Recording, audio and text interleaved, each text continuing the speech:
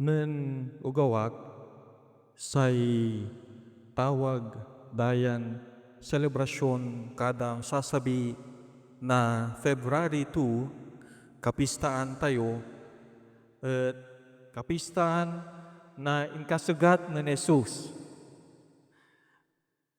Ay wow, hanggang say circumcision na Jesus sa celebrahan. Pero we are not entirely not wrong no ibaga tayon truly celebration mo na circumcision ng katawan. But that would not be the whole picture of the celebration that we are giving novena masses to, that we are having and preparing ourselves to celebrate on February 2. In fact, hindi lang isa, hindi lang dalawa, kundi tatlong pagkakaintindi natin that the celebration that we will be having, and we are having these novena masses to look forward to on that great day, February 2.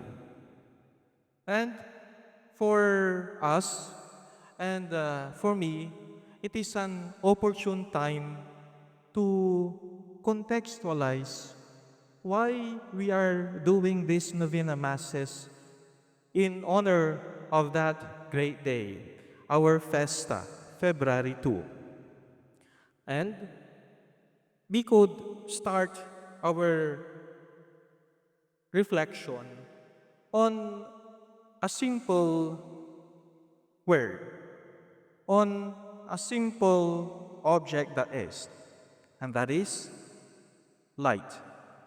Say liwawa o silaw. Say liwawa and its characteristics non to'y gagawin na liwawa. First, my dear friends, February 2 is usually, you also call it, the presentation of the Lord. Anto'y agawad sa yan event. Say, according to Mosaic law, saray new first born at sa kaya pamilya, they are offered, presented to the temple in celebration at sa may impangi salba, impanundon at sarang may firstborn son nan walay agawan plague at Egypt. Aya imay pangi sasalamat na saray tutuon Israel at say impangisalba turay firstborn male nan dimalan imay angel of death when they were struck by that same angel. Aya agagik ira, so say liwawa eprepresenta to no syupay anundunad si katayo, the light himself which is Christ. It is good to remember that we have our own light as Christians, but that light doesn't come from us. That light comes from Christ himself, the source of our light, the source of our redemption. We call it Feast of the Presentation of the Lord. Lapod say liwawa, say tuwan liwawa, at bilay tayo bilang Kristyano, say karundun tayo bilang Kristyano, hanggapi arum si Kristo. Kumadwa agagit ira, say silaw at say gagawin to, bubuyakan to subilungat. Light dispels darkness. In analogy, agagit ira, say silaw singa bubuyakan to, susay kasalanan, say imperfections, say weaknesses. We call February 2 also as the feast of the purification. Why? Because in the Mosaic law again, saray nanay yang yanak at saray anak da, they become ritually impure. And so there is a need for them to be ritually purified. And thus, kaiba with presentation in the temple sinan Birhen Maria because she had to be ritually purified. That is why we call her entitled Our Lady of Purification. Light that dispels this darkness. Darkness has sin. My friends, our life as Christians should also be like that. The light that we receive from Christ Himself must be a light of truth, light of love, light of justice that dispels this darkness, this evil within us. Yan ang ginagawa ng ilaw. Bubuyaken to sa bilungit, bubuyaken to sa kasalanan, bubuyaken to sa takaman na kaugisan, kawalad si katayo. That is why we have the feast of the purification of our mother. Say kumadluagagi ira, say silaw, light, is not meant to be put under a basket. Say silaw, kailangan niya ibiyang.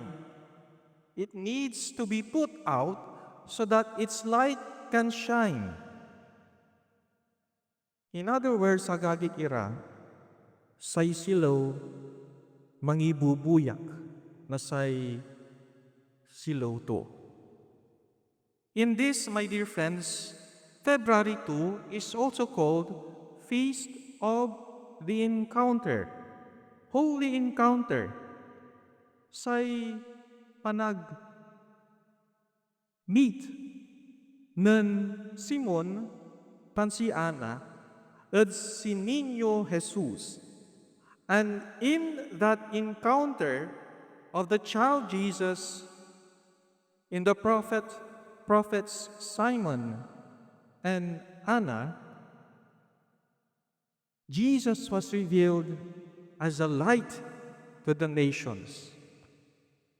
And that is why we also call this February 2 Candlemas, the Feast of Lights, Candelaria.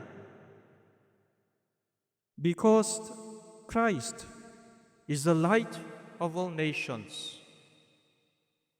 My dear brothers and sisters, the very same light that we receive when we were baptized is the very same light that we must share. Agtayo iaamot susilaw ng Kristo na naawat tayo nan sikatayo at abinyagan. The light of Christ in our hearts, in our words and our actions, giving witness, giving body to Christ to the world. Agtayo ibabaing, so inka Kristyano tayo.